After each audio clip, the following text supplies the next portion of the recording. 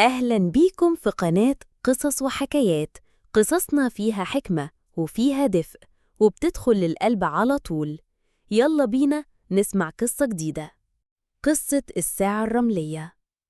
كان يا مكان في قديم الزمان كان في ساعة رملية صغيرة محطوطة فوق رف خشب قديم في أوضة هادية.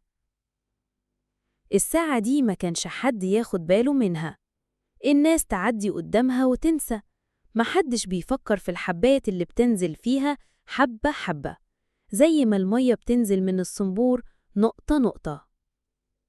الساعة الرملية كانت كل يوم بتبص على نفسها وتشوف الرمل وهو بينزل شوية بشوية، وتقول في سرها: يا ترى حد واخد باله؟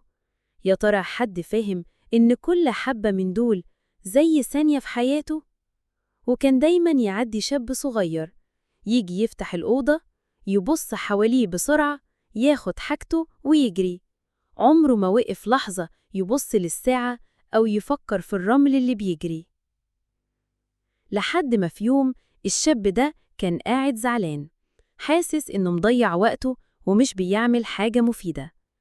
دخل الأوضة وقعد ساكت، عينه وقعت على الساعة الرملية، اتأمل فيها شوية، شاف الرمل بينزل في هدوء، بس في نفس الوقت بيخلص وكل حبة بتمشي ومش بترجع تاني. وقتها حس بحاجة غريبة، قلبه دق كأن الساعة بتكلمه وتهمسله: الوقت ما بيرجعش، كل ثانية بتعدي ليها قيمة، زي ما كل حبة رمل ليها مكانها.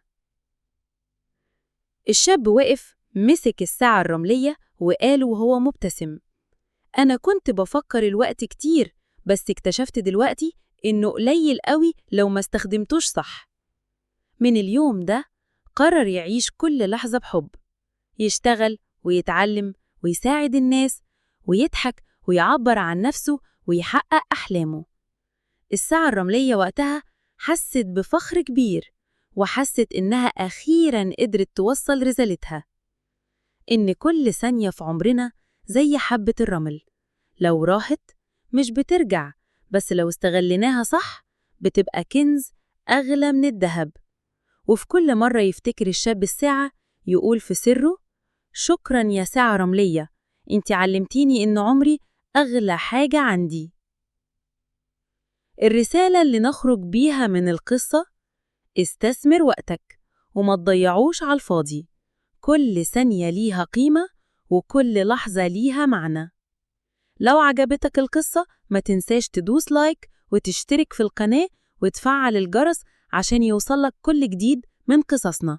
شكراً ليكم، ونشوفكم في قصة جديدة قريب جداً.